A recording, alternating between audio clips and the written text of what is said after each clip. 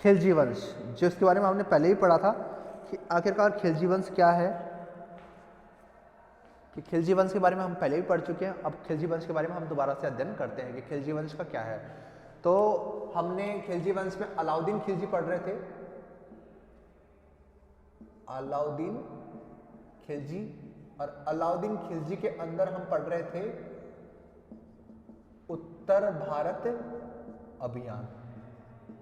उत्तर भारत अभियान का हम अध्ययन कर रहे थे अलाउद्दीन खिलजी में, जो हमारा चैप्टर चल रहा था कि अलाउद्दीन खिलजी का जो चैप्टर चल रहा था 1296 से 1316 ईस्वी, ये इसका शासनकाल है। उत्तर भारत के अभियान हम पढ़ रहे हैं और उत्तर भारत के अभियानों का हम अध्ययन कर रहे हैं, जिसमें हमने पिछले वाले वीडियो में हमने जो है गुजरात अभियान का अध्ययन कर लिया है, और गुजरात अभियान के अतिरिक्त हमने दूसरा जो अध्ययन किया वो है रणथंभौर अभियान का। आज हम है जो उसका तीसरा विजय अभियान यहाँ पर अध्ययन करेंगे, ठीक है। तो वो तीसरा विजय अभियान कहाँ का है? तीसरा विजय अभियान है उसका चित्तौड़ पर। ये अपना सुलेमान कीर्तन, सुलेमान कीर्तन पर्वतमाला हो गया, ये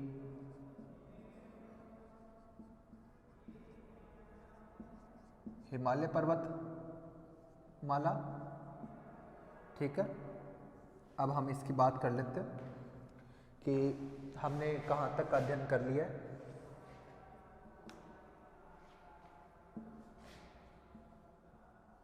दिल्ली 1296, ठीक है। ये गुजरात,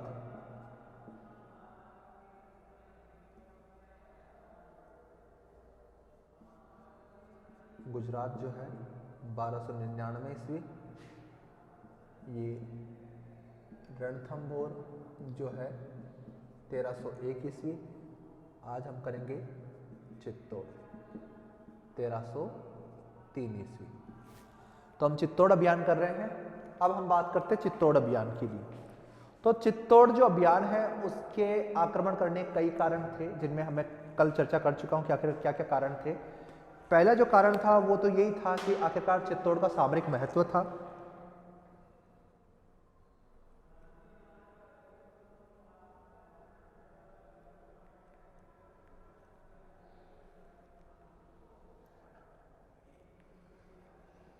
तो जो चित्तौड़ है उस पर आक्रमण करने के लिए कई कारण उत्तरदायी थे।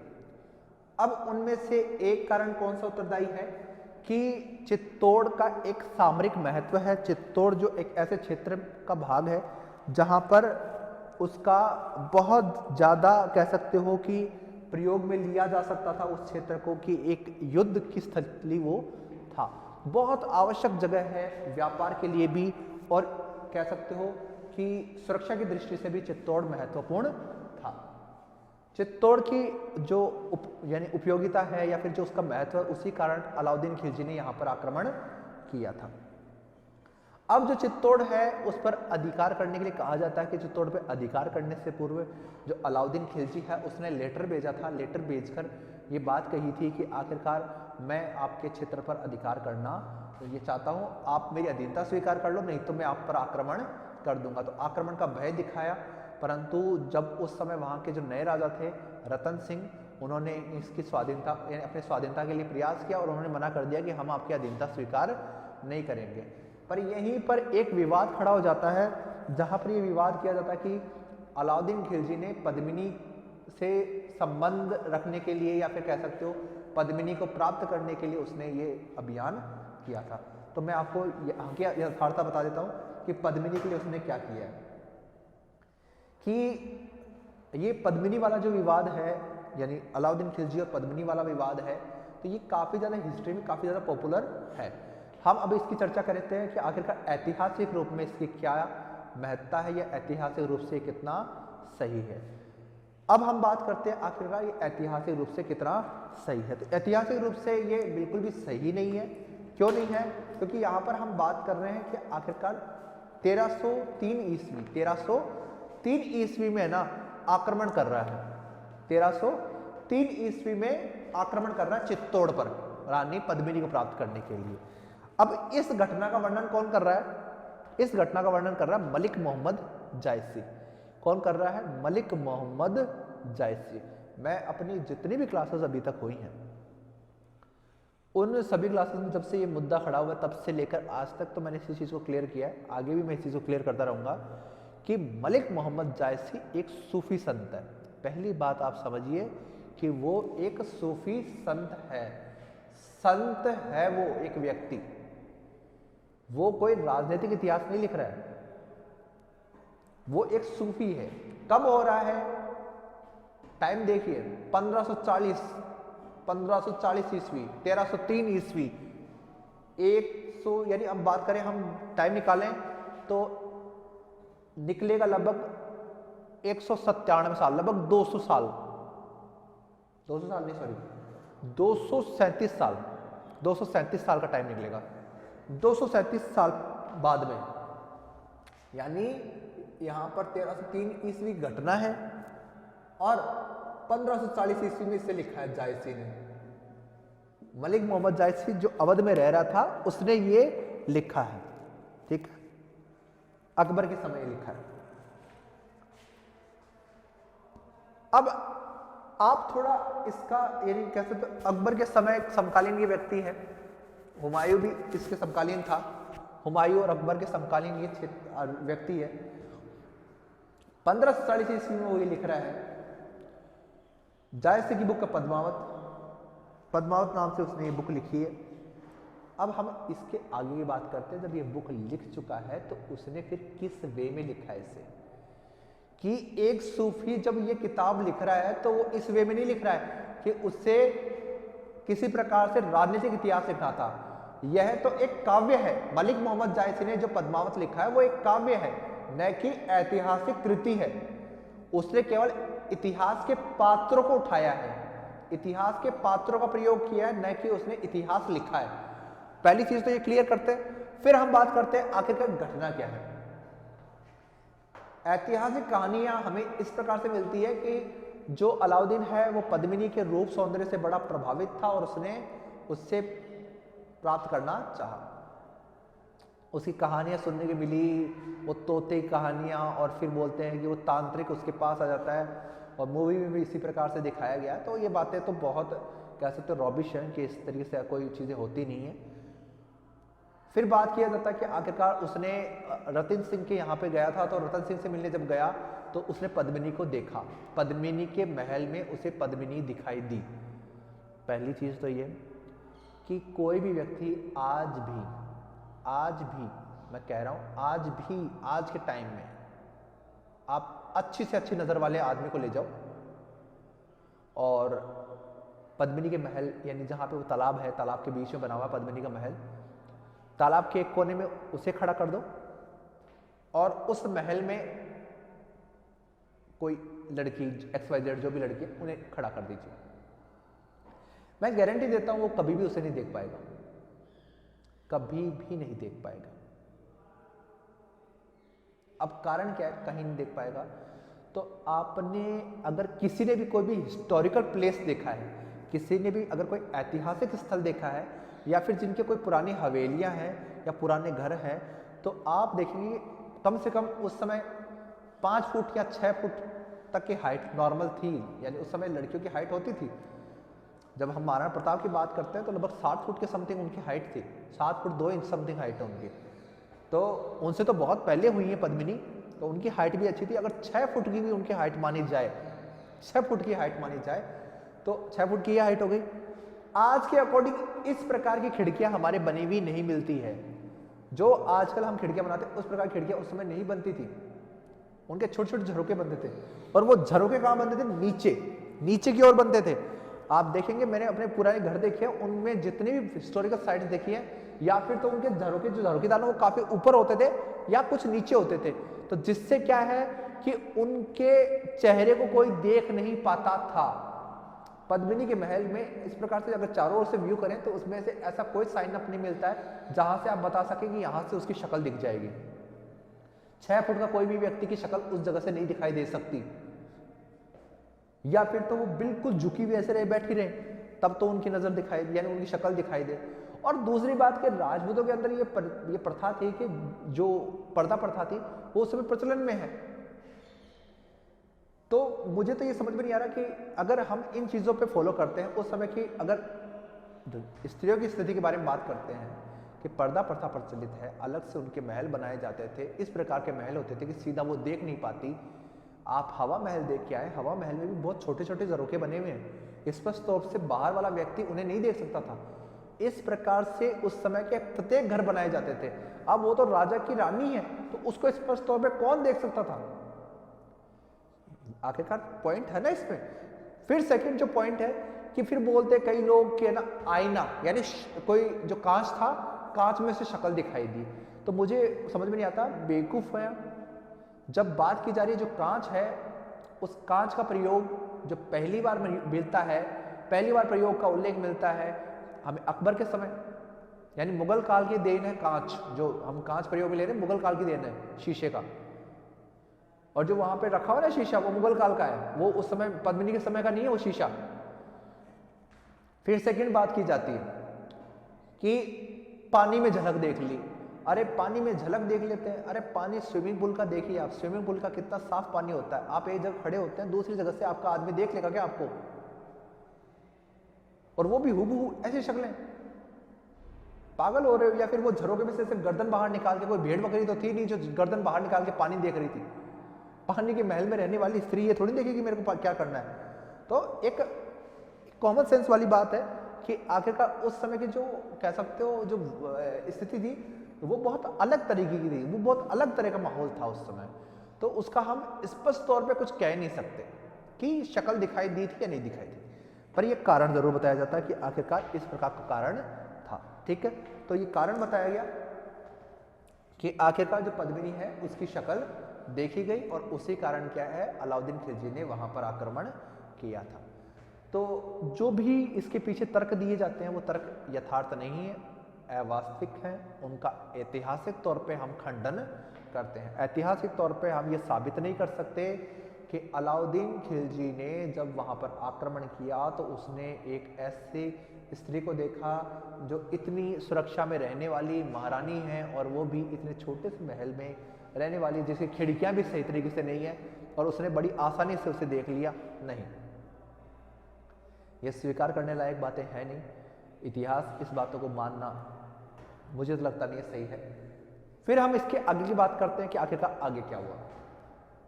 चित्तौड़ पर आक्रमण के लिए अलाउद्दीन खिलजी खुद निकलता है और अलाउद्दीन खिलजी निकलकर आ जाता है। उसने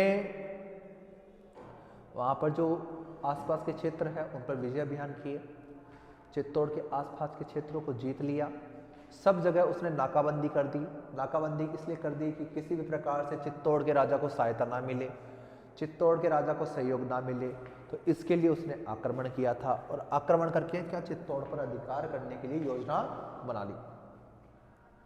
और अलाउद्दीन खिलजी ने क्या है, चित्तौड़ का जो दुर्ग है उसको घेर लिया, चित्तौड़ के दुर्ग को घेर लिया। अब चित्तौड़ के दुर्ग को घेरने से क्या हुआ कि इस प्रकार से क्या है, राजपूतों पर दबाव बनाने की शुरुआत हो गई।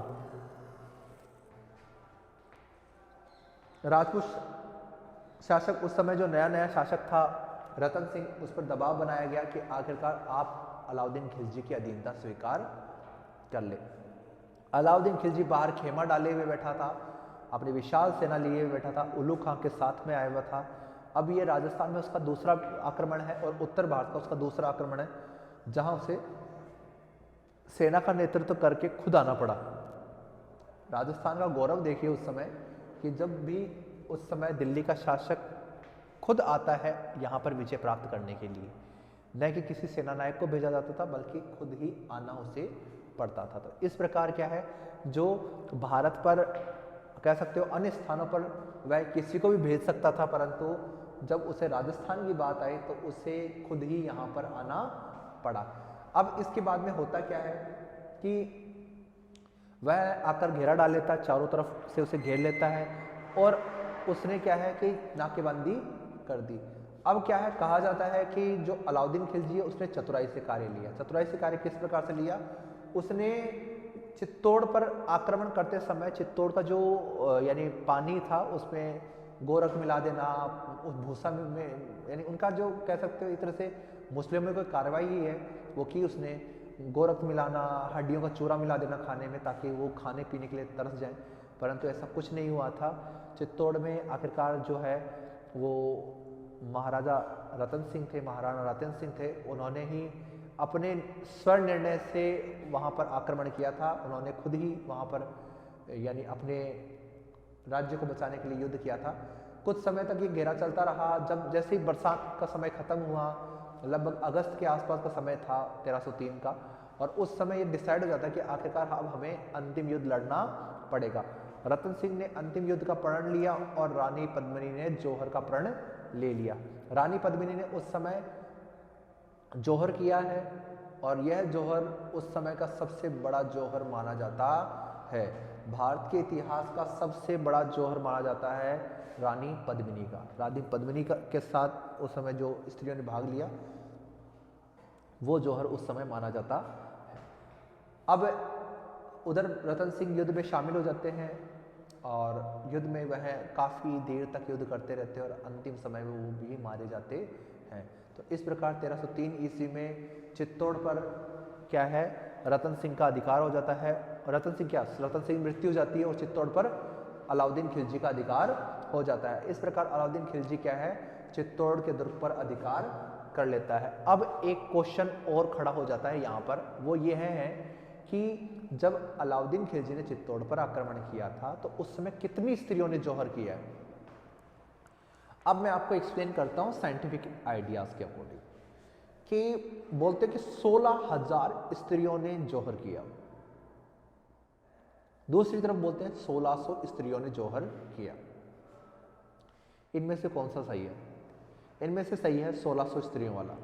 16,000 स्त्रियों ने कोई जौहर नहीं किया है। इतने न तो लकड़ियां थी उस समय, न और कोई व्यवस्था थी। अगर पूरे चित्तौड़ के दुर्ग की सारी लकड़ियां काट के जला दी जाए तो 16,000 स्त्रियां न जलें। 1600 स्त्रियों ने जौहर किया था, ये बात सत्य है। किस प्रकार सत्य है मैं आपको एक्सप्लेन करता हूँ। जो चित्तौड़ का जो दुर्ग है वो राजस्थान का ऐसा यानी सबसे बड़ा लिविंग फोर्ट माना जाता है। भारत का सबसे बड़ा लिविंग फोर्ट माना जाता है चित्तौड़ का दुर्ग। वहाँ पर जो मुख्य तौर पे 5,000 से 5,500 लोग रह सकते हैं, इतना अनुमान है। 5,000 लोग उसके अंदर रह सकते हैं, इतनी व्यवस्था चित्तौड़ के दुर्ग में है। 5,000 लोगों की व्यवस्थाएं हैं। तो उनमें से अगर हम कटा के माने सैनिकों के साथ में, बच्चों के साथ में अगर कुछ माने तो 1600 स्त्रियां काफ़ी हैं। वो सफिशिएंट है कि हाँ इतनी स्त्रियां जौहर कर सकती हैं। तो 1600 स्त्रियों के जौहर का उल्लेख उस समय मिलता है, रानी पद्मिनी के नेतृत्व में आता है। और यह बहुत बड़ा चित्तौड़ का पहला जौहर, पहला साका कहलाता है। यह रतन सिंह के नेतृत्व में केसरिया पहनकर जो राजपूत पुरुष हैं उन्होंने युद्ध किया और युद्ध में अपने प्राण त्याग दिए। वहीं पर रानी पद्मिनी के नेतृत्व में राजपूत स्त्रियों ने जौहर किया और अपने प्राण त्याग दिए। मैं आपको राजस्थान का इतिहास बता रहा हूँ, ये जिसमें रणथंभौर के दुर्ग में अलाउद्दीन खिलजी जैसे व्यक्ति, अलाउद्दीन खिलजी जैसा व्यक्ति है। जैसे रणथंभौर पे आक्रमण किया तो रणथंभौर की रानियों ने जौहर कर लिया। चित्तौड़ पे आक्रमण किया तो पद्मिनी ने जौहर कर लिया। अब हम इसके आगे बढ़ते हैं कि इस प्रकार चित्तौड़ का दुर्ग जीत लिया जाता है। अब वहाँ पर जीतने के बाद में उसे क्या है, सारे के सारे आसपास के, यानी कहा जाता है कि चित्तौड़ पर विजय प्राप्त करने के बाद में अलाउद्दीन खिलजी ने 30,000 लोगों का नरसंहार करवाया, 30,000 लोगों को मरवा दिया। ठीक है। और फिर इसके बाद में जो सेकंड चीज़ मिलती है, अलाउद्दीन खिलजी ने यहाँ पर विजय प्राप्त करने के बाद में अपने बेटे खिज्र खां को यहाँ नियुक्त किया। अपने बेटे खिज्र खां को यहाँ का सूबेदार नियुक्त किया। इतना महत्वपूर्ण था कि उसने अपने बेटे को यह जगह सौंपी, तो खिज्र खां को यहाँ का सूबेदार बना दिया। फिर हम इसके आगे बात करते हैं। फिर इसका नाम चेंज किया गया। तो अलाउद्दीन खिलजी ने अपने बेटे खिज्र खां के नाम से ही इस दुर्ग का नाम रखा खिरजाबाद। तो इस दुर्ग का क्या नाम पड़ गया अब, खिरजाबाद। तो यह अब दुर्ग क्या कहलाने लगे, खिरजाबाद कहलाने लग गया। और इस तरीके से क्या चित्तौड़ पर यह अभियान सफल रहा। तो इस प्रकार से चित्तौड़ का अभियान कंप्लीट हो चुका है। अब इसके बाद में अगला अभियान है मालवा, 1305। ठीक है। अलाउद्दीन खिलजी का इसके बाद में जो अभियान है वो रहा मालवा पर। उसने मालवा पर आक्रमण किया और यह जो मालवा पर अभियान है ये इस कारण किया गया क्योंकि मालवा जो क्षेत्र है वो उस समय हरनंद के नेतृत्व में अलग हो चुका था, हरनंद के नेतृत्व में हो चुका था। इसे हरदेव भी कहते हैं, हरनंद भी कहते हैं। जो मालवा जो क्षेत्र है उस पर आक्रमण क्यों किया गया, उसके पीछे क्या कारण थे? पहला कारण यह था कि मालवा भारत का मध्यवर्ती भाग है और उस मध्यवर्ती भाग पर अधिकार करना आवश्यक था। पहला चीज तो ये, भारत का मध्यवर्ती भाग है। दूसरी बात कि यहाँ पर जो है कि राजपूतों का काफी ज्यादा दबदबा था, तो राजपूतों को कंट्रोल करने के लिए यह जगह विजय करना आवश्यक था। तीसरा कारण यह था कि यहाँ पर कई ऐसे क्षेत्र थे जो कि सामरिक दृष्टि से महत्वपूर्ण थे, कई दुर्ग ऐसे थे जिनका उपयोग वह अपनी सुरक्षा के लिए कर सकता था, तो ऐसे दुर्गों पर भी अधिकार करना आवश्यक था।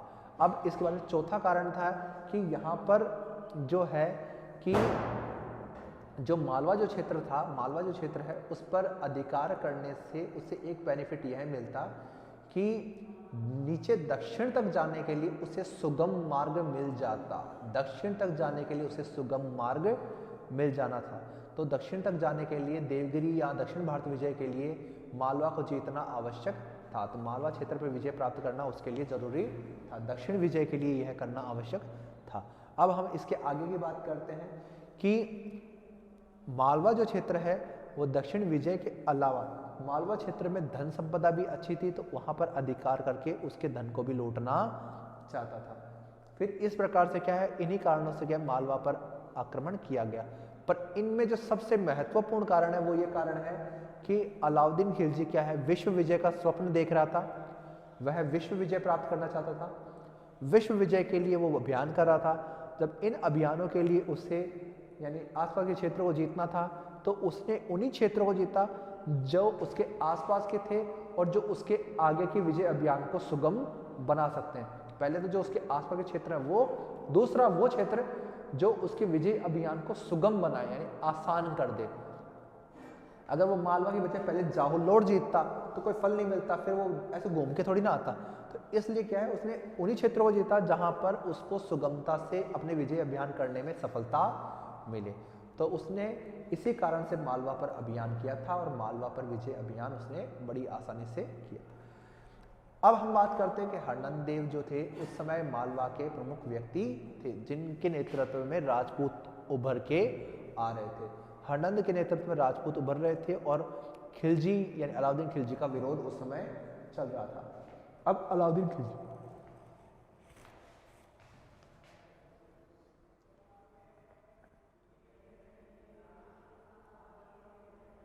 जो अलाउद्दीन खिलजी है वो अब क्या कर रहा है, वो अब थोड़ा सा अपने अंदर चेंजेस कर रहा है। क्या चेंजेस कर रहा है कि व्यवस्थाओं में परिवर्तन कर रहा है।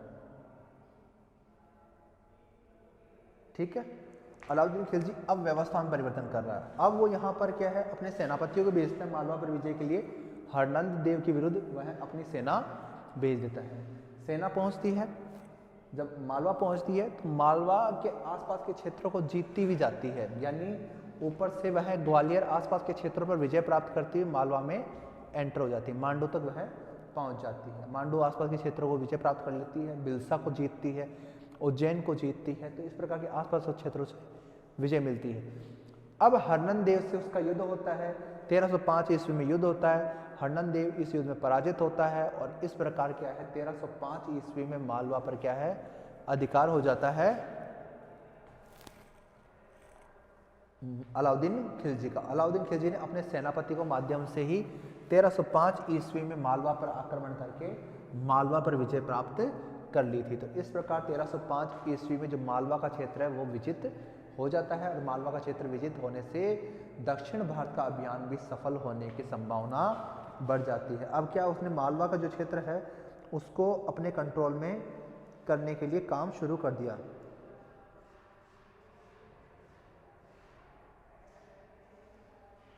ठीक है, उसके आसपास के क्षेत्रों को जीतने के लिए काम करना शुरू उसने कर दिया है। क्या करना शुरू किया है कि उसने आसपास के क्षेत्रों पर अधिकार कर लिया वहाँ पर अपनी सैनिक छावनियाँ स्थापित कर दी। सैनिक छावनियाँ इसलिए स्थापित की कि अगर कोई भी अभियान दक्षिण के लिए भेजा जा रहा है तो उन सैनिक छावनियों से उन सैनिक अभियानों को सहायता पहुँचाई जा सकती है, तो उसके सहयोग के लिए ये काम करना आवश्यक था।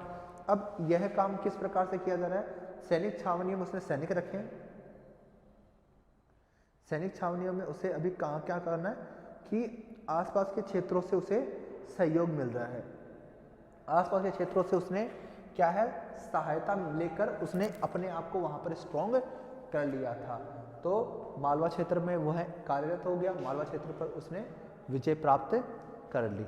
अब मालवा क्षेत्र में विजय प्राप्त सैनिक छावनियाँ स्थापित हो गई हैं, मालवा को पूर्ण रूप से अपने अधिकार में ले लिया। तो यहाँ पे एक तरह से मालवा विजय से क्या है कि दक्षिण भारत का अभियान सुगम हो जाता है। यह अलाउद्दीन का जो है कि चौथा अभियान था जो पूर्ण रूप से सफल हुआ है। तो 1305 ईस्वी में जब उसने यहाँ पर आक्रमण किया था तो यह अभियान क्या है उसका पूर्ण रूप से सफल अभियान माना जाता है। अब यहाँ पर जो उसका अभियान था वो पूर्ण रूप से सफल हुआ। तो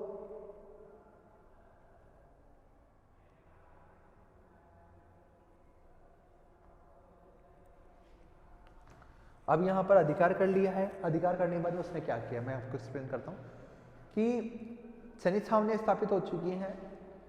अब उसका पूरा ध्यान केवल और केवल एक क्षेत्र पर हो गया है। अब उसके राज्य में एक क्षेत्र नहीं था, वो था जालोर। जालोर का जो क्षेत्र है वो उसके अधिकार में नहीं था। तो देखा जाए तो आसपास के जो सारे क्षेत्र हैं वो उसके अंडर आ चुके हैं, परंतु जालोर का राज्य उसके अंतर्गत नहीं था। तो इस प्रकार से अब केवल उत्तर भारत की जो विजय अभियान है उसके लिए उसे केवल और केवल जालोर पर अधिकार करना जरूरी था। तो जालोर अभियान उसके लिए आवश्यक था। अब जालोर अभियान के लिए उसने क्या किया मैं आपको एक्सप्लेन करता हूँ। जालोर अभियान के लिए उसने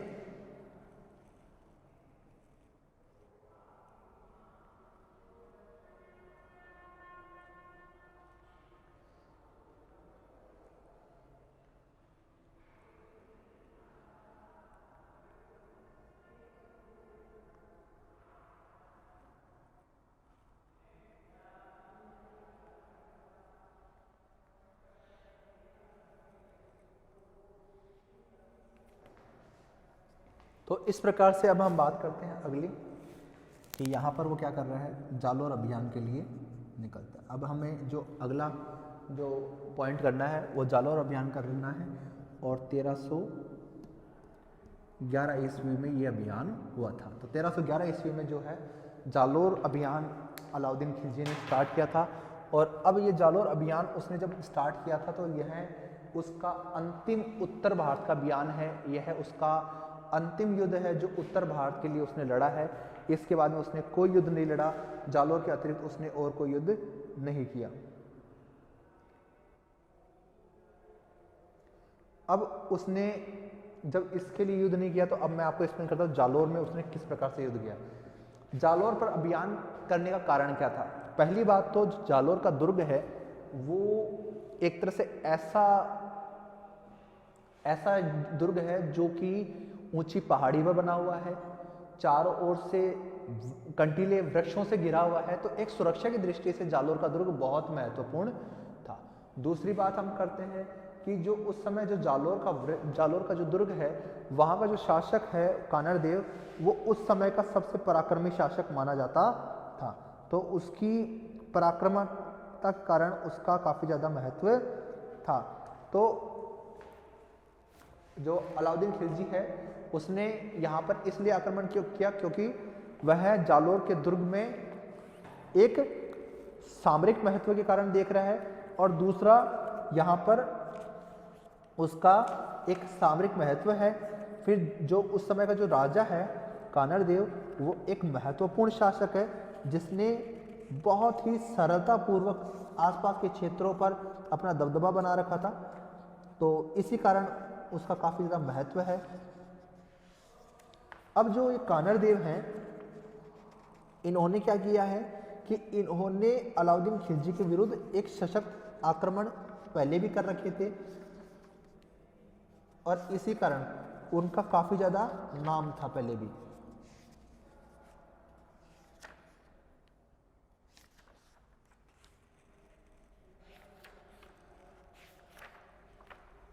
कानड़ देव जो हैं वो जालोर के ऐसे शासक थे जिन्होंने वहाँ पर जब आक्रमण करने के लिए जब अभियान हुआ तो उसके लिए उसने बहुत सुदृढ़ता पूर्वक उसका मुकाबला किया था। अब जो दिल्ली से जो अलाउद्दीन खिलजी वहाँ से निकला था तो उसने जालोर पर आक्रमण करने के लिए उसके सामरिक महत्व को देखते हुए वहाँ पर अभियान किया था। अब बात करते हैं कि आखिरकार यह अभियान किस प्रकार से हुआ है। तो दिल्ली से सेना भेजी गई कमालुद्दीन गुर्ग के हाथों। कमालुद्दीन गुर्ग एक सेनापति था, उसके नेतृत्व में दिल्ली से सेना भेजी जाती है। सेना आती है और सेना आती कहाँ है? शिवाना। शिवाना आती है 1308 ईस्वी है। शिवाना आती है 1308 ईस्वी का समय है। तो कमालुद्दीन गुर्ग के नेतृत्व में दिल्ली से सेना भेजी जाती है जो कि 1308 ईस्वी में कहाँ पहुंचती है? शिवाना पहुंचती है। शिवाना क्या है? शिवाना प्रवेश द्वार है जालोर राज्य का। जालोर राज्य का प्रवेश द्वार क्या था? शिवाना था। जो शिवाना जो राज्य है, शिवाना जो क्षेत्र है वो वर्तमान में बाड़मेर में स्थित है।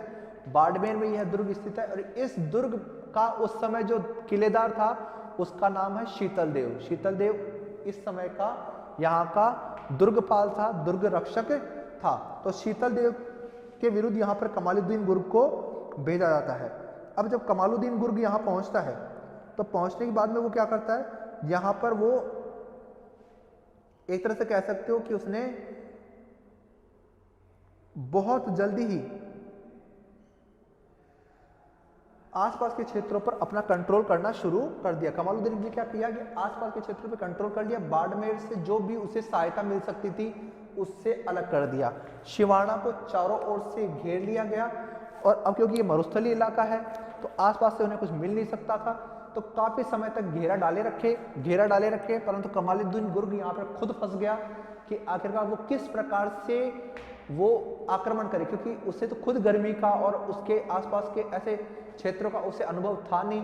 बाड़मेर जैसे क्षेत्र में वो जब पहुंचा तो उसे एक तरह से कह सकते हो मरुस्थलीय क्षेत्र का जो रहन सहन था उसे समझ में आया नहीं, ज़्यादा लंबा समय घेरा चल नहीं सकता था। तो कमालुद्दीन गुर्ग ने क्या किया? कमालुद्दीन गुर्ग ने छल कपट द्वारा शिवाना का जो अंदर का जो जल का सोता था उसके अंदर गोरक्त मिला दिया और जो उनका खाना था, उन अनाज था, उसके अंदर हड्डियां मिला दी। तो इस कारण क्या है? शीतल देव को आक्रमण करना पड़ा। तो पानी के अंदर गोरक्त मिलने के कारण क्या है कि आखिरकार वो पानी पी नहीं सकते थे और जो अनाज था उसके अंदर वो उन्होंने क्या है? हड्डियां मिला दी। तो हड्डियों के मिलने के कारण क्या है कि आखिरकार खाने पीने की कमी हो गई। अब मरुस्थल में वैसे भी खाने पीने को बहुत कम चीजें उपलब्ध हो पाती थी। अब ऐसे समय में क्या है कि जब बहुत कुछ उपलब्ध नहीं हो पा रहा था तो एक ऐसा समय आ गया था कि आखिरकार उन्हें किस प्रकार से उन्हें यहाँ पर अपना कंट्रोल करना था। तो उन्होंने क्या किया कि अब खाने पीने को कुछ है नहीं, तो शीतल देव ने उस समय एक लास्ट मंसूबा बनाया कि अब हमें लड़ना और मरना है। तो शीतल देव केसरिया वस्त्र धारण करते हैं और युद्ध में कूद पड़ते हैं और शीतल देव इस युद्ध में मारे जाते हैं और वीरगति को प्राप्त होते हैं। कमालुद्दीन गुर्ग ये युद्ध जीत जाता है। वहीं पर शीतल देव की जो पत्नी थी उन्होंने जोहर किया। शिवाना के दुर्ग में ये जोहर हुआ है और इस प्रकार क्या है 1308 ईस्वी में शिवाना में जोहर हो जाता है। अब यहाँ पर जोहर हो गया और इस प्रकार क्या है शिवाना के दुर्ग को पूर्ण रूप से जीतने के बाद में आसपास क्षेत्र पर अधिकार कर लिया और ये खबर दिल्ली भिजवा दी गई। यह राजस्थान का तीसरा जोहर था। राजस्थान का जो तीसरा जोहर है वो कहाँ हुआ है? शिवाना में हुआ है। अलाउद्दीन खिलजी के समय 3 जोहर हो चुके हैं अभी तक। शिवाना में हो चुका है, चित्तौड़ में हो चुका है और रणथंभौर में हो चुका है। जैसे शिवाना में ये सूचना मिली कि शिवाना अधिकार में आ चुका है, अब सूचना पहुंची अलाउद्दीन खिलजी के पास में। अब कमालुद्दीन गुर्ग के अकेले की बस की बात नहीं थी कि वो जालोर जैसे दुर्ग को जीत ले, तो उसने दिल्ली सूचना भेज दी। अब वहां से दिल्ली से सेना भेजी गई और उसमें उलुग खां और अलाउद्दीन खिलजी खुद शामिल था। वह आते हैं और आकर जालोर के दुर्ग को घेर लेते हैं। ठीक है, आते हैं और वह क्या है जालोर के दुर्ग को घेर लेते हैं। और जालोर के दुर्ग का घेरा डाले रखते हैं। लगभग 1 वर्ष तक कहते हैं कि 1 वर्ष तक उन्होंने घेरा डाले रखा और वह जालोर के दुर्ग पर अधिकार नहीं कर पाए। तो इस प्रकार क्या है, जालोर के दुर्ग का घेरा डाले रखे और उन पर अधिकार वो नहीं कर पाए। जालोर के दुर्ग पर घेरा लंबे समय तक टिक नहीं सकता था, तो आखिरकार उन्हें छल कपट के माध्यम से युद्ध के लिए निकलना पड़ा और आखिर कानड़ देव और जो अलाउद्दीन खिलजी है उनके बीच में युद्ध हुआ। कानड़ देव इस युद्ध में मारे जाते हैं, उनका पुत्र वीरम देव भी इस युद्ध में मारा जाता है। अब इन दोनों की मृत्यु हो जाती है और इस प्रकार जालोर पर अधिकार हो जाता है किसका, अलाउद्दीन खिलजी का। तो जालोर पर भी अधिकार अलाउद्दीन खिलजी बड़ी आसानी से कर लेता है। जालोर पर अधिकार कानड़ देव की मृत्यु हो जाती है। वहीं पर कानड़ देव की जो पत्नी है वह जौहर कर लेती है जालोर में, और इस प्रकार क्या है, राजस्थान का चौथा जौहर यहाँ पर जालोर में होता है। कानड़ देव की पत्नी जौहर करती है। अलाउद्दीन खिलजी ने यहाँ पर आक्रमण किया था, आक्रमण में उसे विजय प्राप्त हुई। यहाँ पर उसने चौहानों को बुरी तरह से पराजित किया और यहाँ पर अधिकार कर लिया। अब हमें यहाँ पर एक कहानी मिलती है, जालोर के बारे में एक कहानी मिलती है कि जालोर का जो शासक कानड़ देव था उसने पहले ही यानी जो मुस्लिम थे यानी अलाउद्दीन खिलजी था उसकी अधीनता स्वीकार कर ली थी। अलाउद्दीन की अधीनता उसने पहले ही स्वीकार कर ली थी।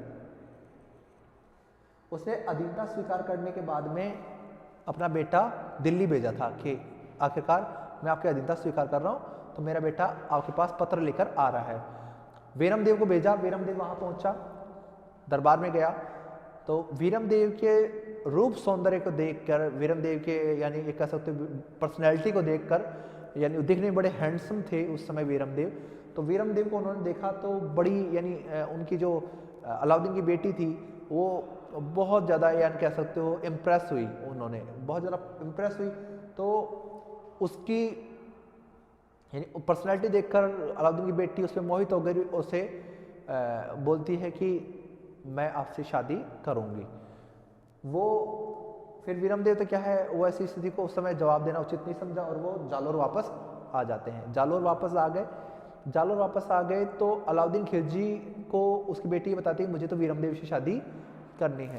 तो वीरम देव ने क्या है कि वीरम देव के लिए उन्होंने लेटर भेजा, संदेश भेजा कानड़ देव के पास में कि आपकी बेटे की शादी मैं अपनी बेटी के साथ करना चाहता हूं, तो आप इसकी अनुमति दें। तो उस समय ऐसे यानी एक कहावत प्रचलित थे कि जो उनका कुल था, निज कुल जो चौहान है वो लज जाए, भाटी कुल लज जाए, यानी अगर ऐसा कुछ उनकी कहावत यानी एक तरह का श्लोक, एक तरह दोहा है जिसमें वो कहते हैं कि यानी जिस प्रकार से सूरज पश्चिम से नहीं उगता है उसी प्रकार से मेरा ये निर्णय भी नहीं बदलेगा, मैं वीरमदेव फिरोजा से शादी नहीं करूँगा। फिरोजा नाम था उनकी अलाउद्दीन की बेटी का, तो फिरोजा से वो शादी नहीं करना चाहते थे, उन्होंने मना कर दिया कि मैं तुर्कनी यानी जो मुस्लिम लड़की है उससे शादी नहीं करूँगा। तो उन्होंने उस शादी के लिए मना कर दिया। तो अलाउद्दीन को ये लगा कि ये मेरी बेटी का अपमान है, और उधर बेटी के लाड प्यार में काफ़ी ज़्यादा यानी अलाउद्दीन खिलजी ज़्यादा इन्वॉल्व था। और जो फिरोजा थी उसकी एक धाय थी गोहल बिशत। तो धाय गोहल बिशत क्या है, छोटी सी सैनिक टुकड़ी लेकर आप जालोर आती है, जालोर पर वीरमदेव से युद्ध करती है और वीरमदेव का इसमें सर कट जाता है। ठीक है, वीरमदेव का सर कट जाता है तो गोहल बिशत क्या है, वीरमदेव का सर लेकर दिल्ली आ जाती है, और दिल्ली आने के बाद में फिरोजा के सामने उसका शीश प्रकट करती है कि ये देखो उसको मैं मार के आई हूँ। तो जैसे ही फिरोजा उसे देखती है, क्योंकि उससे प्रेम करती थी, तो उसने क्या किया कि उसको यानी अंतिम संस्कार करवाया वीरमदेव के सर का, और अंतिम संस्कार करवाने के बाद में वह यमुना नदी में कूद जाती है और आत्महत्या कर लेती है। तो इस प्रकार की यह स्टोरी भी हमें यहाँ पर जालोर अभियान से देखने को मिलती है। तो एक तरह से फिरोजा का उल्लेख और गोहल बिशत का उल्लेख भी यहाँ पर किया जा सकता है। तो 1311 ईस्वी में अलाउद्दीन खिलजी ने कानड़ देव को पराजित करके यहाँ पर अधिकार कर लिया, 1311 ईस्वी में। अब एक बात की जाती है कि 1311 से 1315 ईस्वी के बीच में जैसलमेर पे भी अलाउद्दीन खिलजी ने आक्रमण किया था, और यहाँ पर राजस्थान का 5वां जौहर होता है। 5वां जौहर होता है राजस्थान में, 5 जौहर हुए हैं। रणथंभौर में 1301 ईस्वी में, मालवा में 1305 रणथंभौर में 1301 ईस्वी में,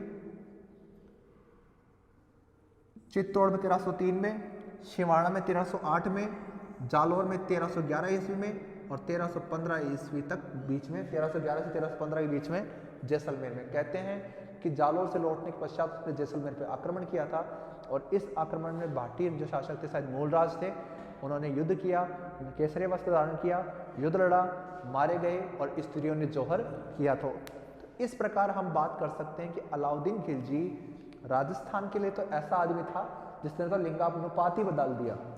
जो लिंगानुपात होता ना उसमें चेंजेस कर दिए। कैसे? क्योंकि यहाँ पर 5 जौहर हुए हैं, यानी चरित्र का कैसा व्यक्ति था, उस समय अलाउद्दीन का कितना भय था यहाँ की स्त्रियों में, यहाँ के शासन में, कि 5 जगह जौहर हुए हैं। अलाउद्दीन के समय राजस्थान में 5 जौहर हुए हैं। ये ऐसा आक्रांता था, ऐसा शासक था जिसके आक्रमण के कारण राजस्थान में जौहर हो रहे हैं, केसरिया वस्त्र धारण कर रहे हैं और इसी कारण मुस्लिम शासकों से बहुत ज़्यादा नफरत करने लग गए थे राजस्थान के लोग। तो इस प्रकार क्या है, जो अलाउद्दीन के उत्तर भारत अभियान है वो हमारे कंप्लीट हो जाते हैं। तो इस प्रकार हमारे उत्तर भारत अभियान कंप्लीट होते हैं। और उत्तर भारत अभियानों में हमने क्या क्या पढ़ा है? उत्तर भारत अभियानों में हमने पढ़ा है उसका जालोर पे अधिकार, गुजरात पे अधिकार, रणथंभौर पे अधिकार, चित्तौड़ पे अधिकार और मालवा पे अधिकार। तो इन 5 क्षेत्रों पे विजय उसने प्राप्त की थी। गुजरात पे 1299, 1301 में रणथंभौर, 1303 में चित्तौड़, 1305 में मालवा, 1308 में शिवाड़ा, 1311 में जालोर। इन क्षेत्रों पर उसने विजय अभियान किए थे। इस प्रकार अलाउद्दीन के उत्तर भारत अभियान हमारे कंप्लीट हो चुके हैं। ठीक है, अलाउद्दीन के उत्तर भारत अभियान कंप्लीट हो गए। अब हम पढ़ते हैं अलाउद्दीन के दक्षिण भारत अभियान।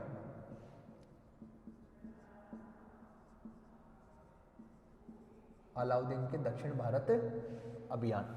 ठीक है, अलाउद्दीन ने दक्षिण भारत अभियान क्यों? पहली चीज तो हम पढ़ते हैं कि दक्षिण भारत अभियान के लिए जो सेनापति है वो कौन है। दक्षिण भारत अभियान के लिए सेनापति किससे नियुक्त किया गया? जैसे उत्तर भारत के लिए उलुग खान नुसरत खां को नियुक्त किया गया ना, उसी प्रकार दक्षिण भारत अभियान के लिए नियुक्त किया गया था मलिक काफूर को। मलिक काफूर को दक्षिण भारत अभियान के लिए नियुक्त किया गया था। मलिक काफूर वो व्यक्ति था जिसने दक्षिण भारत पर अकेले विजय प्राप्त की और इसमें अलाउद्दीन शामिल नहीं हुआ है। दक्षिण भारत अभियान में अलाउद्दीन शामिल नहीं हुआ है। जलालुद्दीन के समय अलाउद्दीन ने आक्रमण किया देवगिरी पे, परंतु उस समय वो शासक नहीं था। परंतु शासक बनने के बाद में उसने एक बार भी दक्षिण भारत पर अभियान नहीं किया। मलिक काफूर के नेतृत्व में ही उसने अभियान भेजे हैं। सोचने वाली बात है कि जालोर जैसे यानी उजाड़ क्षेत्र, चित्तौड़, रणथंभौर, इन क्षेत्रों पर आक्रमण करने के लिए खुद आता है और जबकि दक्षिण भारत के बड़े बड़े राज्यों पर विजय प्राप्त करने के लिए केवल मलिक काफूर को भेजा जाता है। तो ये बहुत गर्व की बात है कि राजस्थान के जो छोटे छोटे प्रदेश थे वो अपने आप में इतने महत्वपूर्ण थे कि सुल्तान को खुद ही यहाँ पर आना पड़ता था और जबकि दक्षिण भारत के बड़े बड़े क्षेत्रों पर अभियान करने के लिए सैनिकों को भेजा जाता था। तो मलिक काफूर यहाँ पर नियुक्त किया गया। अलाउद्दीन ने इसे नियुक्त किया था वहाँ पर कि आखिरकार आपके नेतृत्व में अभियान होगा। ठीक है, तो अलाउद्दीन खिलजी इस प्रकार से अभियान के लिए भेजता है।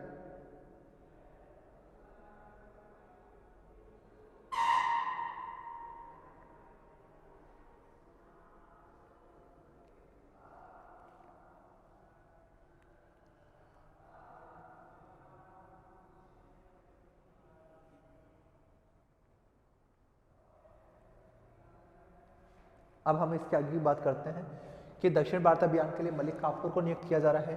अलाउद्दीन खिलजी इसमें खुद शामिल नहीं हुआ है। अब इसके पीछे कारण क्या है? आखिरकार दक्षिण भारत अभियान के लिए कारण क्या है? अलाउद्दीन खिलजी ने दक्षिण भारत के अभियान क्यों किए हैं? इसके पीछे क्या कारण उत्तरदायी थे? हम इनका अध्ययन अब करेंगे कि अलाउद्दीन खिलजी ने दक्षिण भारत का अभियान क्यों किया था। तो इसके पीछे क्या कारण उत्तरदायी है?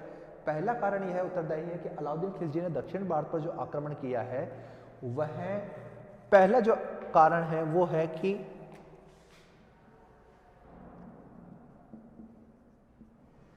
साम्राज्य विस्तार, अपना राज्य विस्तार करना चाहता था। तो अपने राज्य विस्तार के लिए वह क्या है यहाँ पर अधिकार करना चाहता था। तो यह इस क्षेत्रों पर अपने साम्राज्य विस्तार के लिए आक्रमण करना चाहता था, क्योंकि प्रत्येक शासक ये चाहता है कि उसका साम्राज्य बड़े से बड़ा हो और अपने जो राज्य है उससे बड़े से बड़ा क्षेत्र पाने के लिए वो लोग या आक्रमण करते रहते थे। तो अलाउद्दीन खिलजी भी चाहता था कि उसका जो राज्य है वो केवल उत्तर भारत तक सीमित नहीं रहे, दक्षिण भारत तक उसका राज्य विस्तृत रहे। इसके लिए भी उसने यह आक्रमण किया था, दक्षिण भारत के आक्रमण साम्राज्य विस्तार के लिए। दूसरा,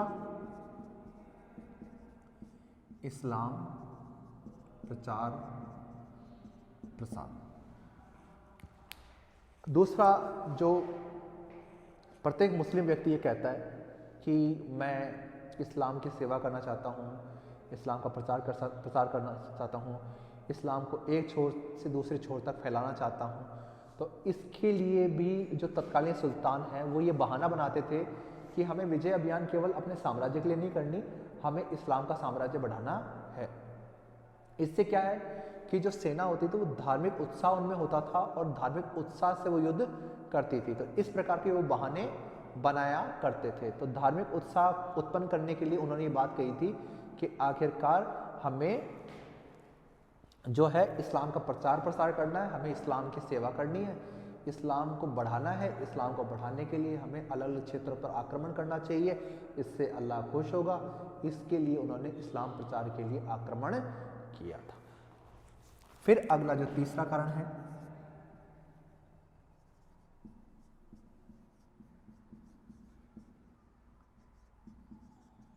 धन प्राप्ति हेतु, यानी पैसे के लिए। बात करते हैं पैसे की, कि जो अलाउद्दीन खिलजी है वो एक ऐसा व्यक्ति है जिसने पैसों की प्राप्ति के लिए आक्रमण किया। क्योंकि जब जलालुद्दीन खिलजी के समय उसने देवगिरी पर आक्रमण किया था, जब देवगिरी पर उसने विजय प्राप्त की थी, तो उसे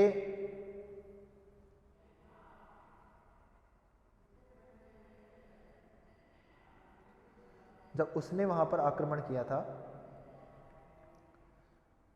तो हम एक बात करते हैं कि आखिरकार उसका ये अभियान किस प्रकार से रहा। तो एक्सप्लेन करते हैं कि धन प्राप्ति के लिए उसने ये अभियान किया। एग्जाम्पल के तौर पर मैं कहता हूं आपको कि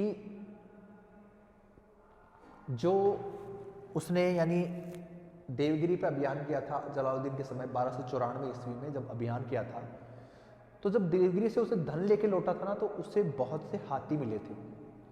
ठीक है, हाथी सेना के लिए बहुत महत्वपूर्ण होते हैं। दूसरा, उसको बहुत सारा सोना प्राप्त हुआ था, जितना और कहीं से उसे अभियान करने से नहीं मिला था, इतना अधिक सोना उससे प्राप्त हुआ था कि वो जब जलालुद्दीन को मार देता है ना, जलालुद्दीन को मारने के बाद में कड़ा से लेके दिल्ली तक जब वो गया, तो दिल्ली तक वो सोना लुटाते हुए गया था, सोने को बांटते हुए गया था, इतना सोना उससे प्राप्त हुआ था। तो इस प्रकार क्या किया जाए कि आखिरकार इतना अधिक उसके पास सोना था कि उसने उस सोने का प्रयोग अमीरों को खरीदने के लिए किया था। तो इतना धन केवल एक छोटे से आक्रमण से उसे मिला है।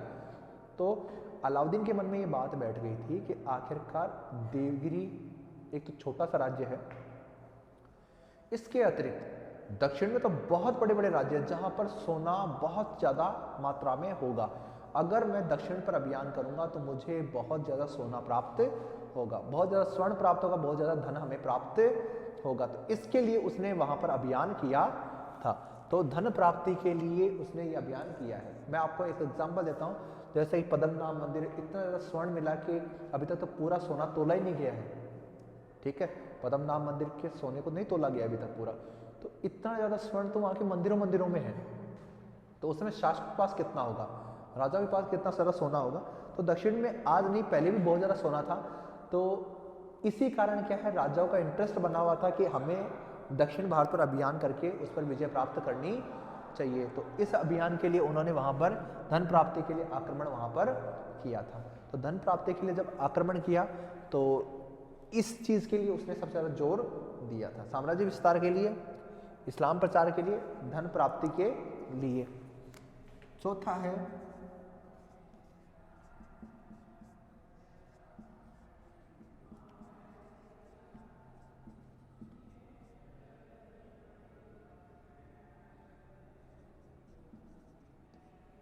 विद्रोहियों के दमन हेतु, विद्रोही जो वर्ग था उसके दमन के लिए।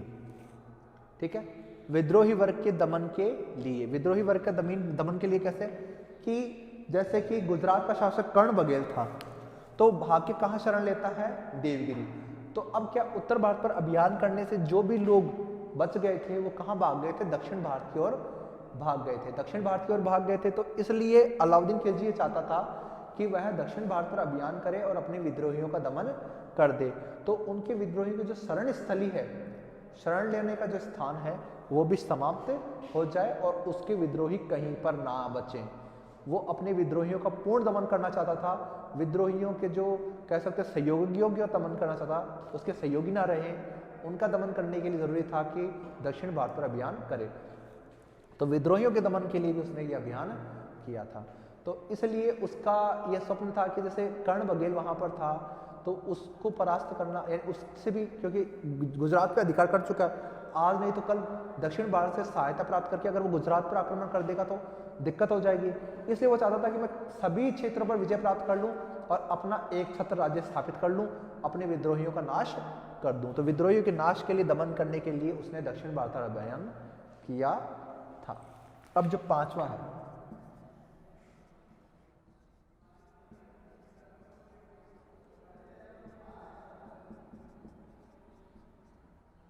विश्व विजय का स्वप्न। अलाउद्दीन खिलजी का एक स्वप्न था। अलाउद्दीन खिलजी ने दो स्वप्न देखे थे। अलाउद्दीन खिलजी ने दो स्वप्न देखे थे। पहला तो वह अपने आप को, उसके सिक्कों पर भी लिखा मिलता है, सिकंदर ए सानी, उसके सिक्कों पर शब्द लिखा मिलता है सिकंदर ए सानी, सिकंदर के समान। दूसरा जो हमें नाम मिलता है वो मिलता है कि ये जो अपने आप को है सिकंदर के समान मानता था, सिकंदर के समान जीता था। तो ये अलाउद्दीन खिलजी का क्या कहते हैं, एक कह सकते हैं दिमाग से थोड़ा क्रैक पर्सन था, दिमाग से थोड़ा, यानी उसमें कुछ बातें ऐसी चलती थी, वो दिमाग में एक बहुत बड़ी योजना लेके चलता था। एग्जाम्पल देता हूं आपको, वह सिकंदर के समान विश्व विजय प्राप्त करना चाहता था, वह सिकंदर के समान विश्व विजय प्राप्त करना चाहता था, इसीलिए उसने सिकंदर इस सानी की उपाधि धारण की थी। तो एक तो यह स्वप्न था कि वो विश्व विजय के लिए निकलना चाहता था। दूसरा, वो एक नया धर्म चलाना चाहता था। जैसे मोहम्मद पैगंबर साहब ने नया धर्म यानी इस्लाम प्रचार किया, उसी प्रकार से जो अलाउद्दीन खिलजी वो नया धर्म चलाना चाहता था। तो नए धर्म के लिए तो अब जो उसके मित्र था दिल्ली का फौजदार, उसने मना किया कि ऐसा मत करो, पहले आप भारत विजय तो कर लो, भारत विजय के बाद में आप दिल्ली से बाहर यानी विश्व विजय का सोचो। अगर आप भारत पर विजय प्राप्त नहीं कर पाए तो आप विश्व विजय का करोगे क्या। सिकंदर भी तो भारत पर विजय प्राप्त नहीं कर पाया, तो आखिरकार उसे ये सलाह दी गई। तो विश्व विजय से पूर्व भारत विजय का स्वप्न उसे देखना पड़ा। इसी कारण क्या, वो विश्व विजय करने के लिए उसने क्या, पहले भारत पर विजय प्राप्त करना उचित समझा, और इसी कारण उसने उत्तर भारत या दक्षिण भारत पर भी विजय अभियान किए थे। दूसरा उसका जो स्वप्न था वो ये था कि वह नया धर्म चलाए। तो उसके, क्योंकि वो एक यानी कट्टर मुस्लिम था, उसका जो साथी था उसने मना कर दिया कि तुम ऐसा कुछ कार्य नहीं करोगे, ये इस्लाम के विरुद्ध है, ये इस्लाम की तौहीन है, तुम ऐसा कुछ नहीं करोगे। तो इसी कारण क्या है कि यह स्वप्न तो उसने त्याग दिया, परंतु विश्व विजय अभियान के लिए उसने काफ़ी ज़्यादा प्रयास किया, और इसी कारण उसने उत्तर भारत अभियान और दक्षिण भारत अभियान किए थे। तो अलाउद्दीन खिलजी ने विश्व विजय यानी अपनी प्रसिद्धि को प्राप्त करने के लिए भारत पर विजय अभियान किए थे। ठीक है, तो यह विजय अभियान उसने अलग अलग राज्यों पर, अलग अलग क्षेत्रों पर किए थे। ठीक है, तो अलाउद्दीन खिलजी ने अपनी प्रसिद्धि के लिए, ठीक है, अलाउद्दीन खिलजी ने अपनी प्रसिद्धि के लिए यह अभियान किए थे।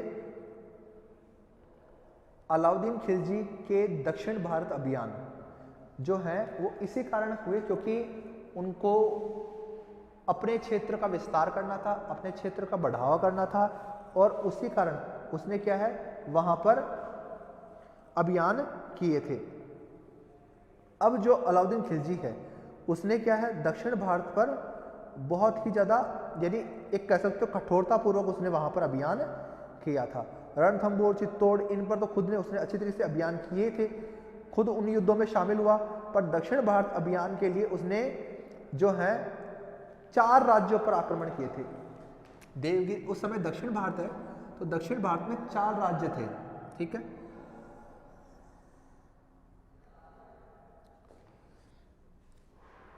इस प्रकार से है दक्षिण भारत। ठीक है, ये श्रीलंका हो गया। अब इसमें जो ये क्षेत्र है, ये जो क्षेत्र है केरला और ये क्षेत्र कहलाता था पांड्य राज्य। ये क्षेत्र कहलाता है केरला आसपास क्षेत्र पांड्य राज्य।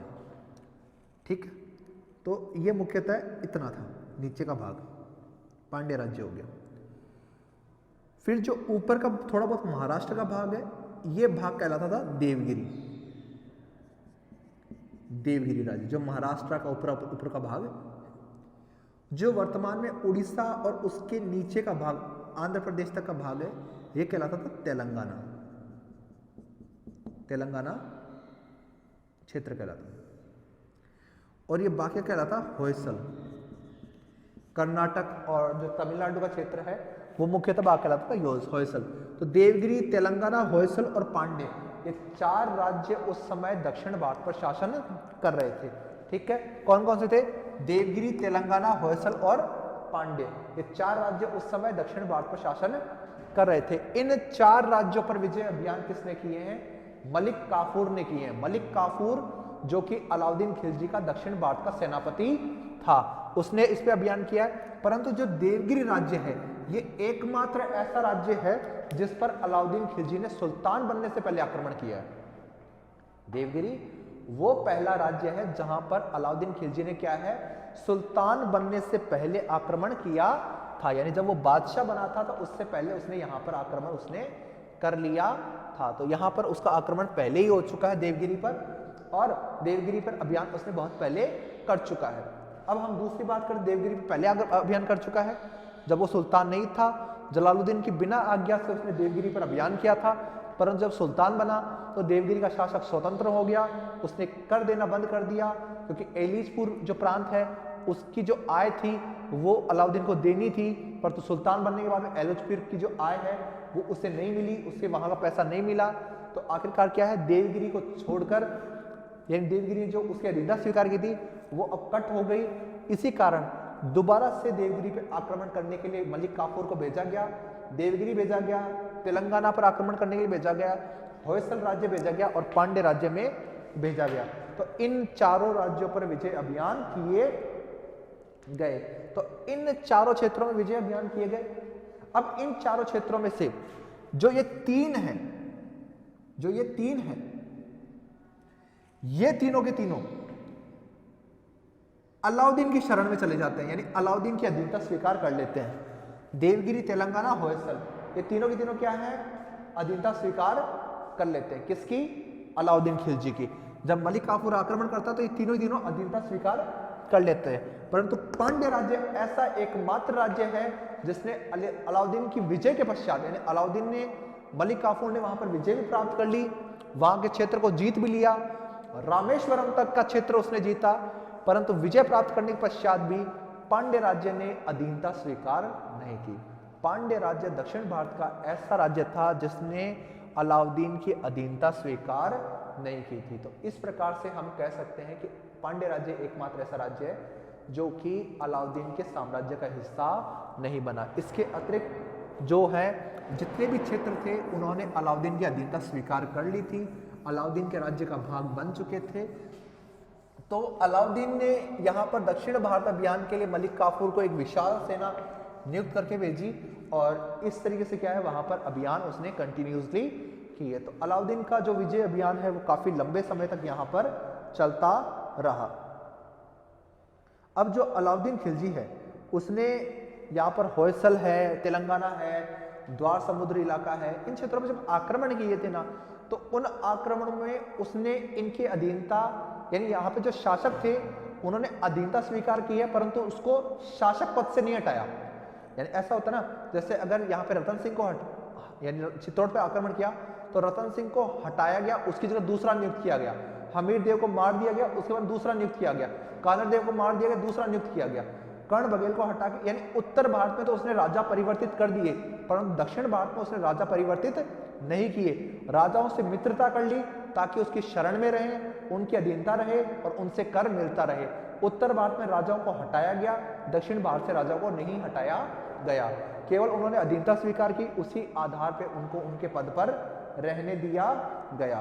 तो इस प्रकार से उत्तर भारत पर है वो अलाउद्दीन खिलजी ने यानी अलग नीति अपनाई है। दक्षिण भारत में उसने अलग नीति अपनाई है। दक्षिण भारत में उसकी नीति जो थी वो मुख्य रूप से इसी प्रकार से थी कि उसको कंट्रोल करना था, ठीक है, कंट्रोल करना था उत्तर भारत पे, तो उसने डायरेक्ट कंट्रोल किया वहां पे, परंतु दक्षिण भारत पर इनडायरेक्ट कंट्रोल किया उसने। उन्होंने उनका राज्य वापस लौटाकर उनसे मित्रता कर ली और उनको अपने अधीन रहने दिया। तो परंतु अलाउद्दीन के पश्चात ऐसी कोई व्यवस्था स्थायी नहीं रह पाई और यहाँ पर क्या है, उसका ज़्यादा समय तक स्थायीपन नहीं रह पाया और उसकी मृत्यु के पश्चात यहाँ पर ये जो क्षेत्र है वो स्वतंत्र हो गए और अपने आप में स्वतंत्र राज्य बन गए। अब हम जो नेक्स्ट क्लास में है उसके ये दक्षिण भारत के विजय अभियान कंप्लीट कर लेंगे और उसके उत्तराधिकारी भी पढ़ लेंगे।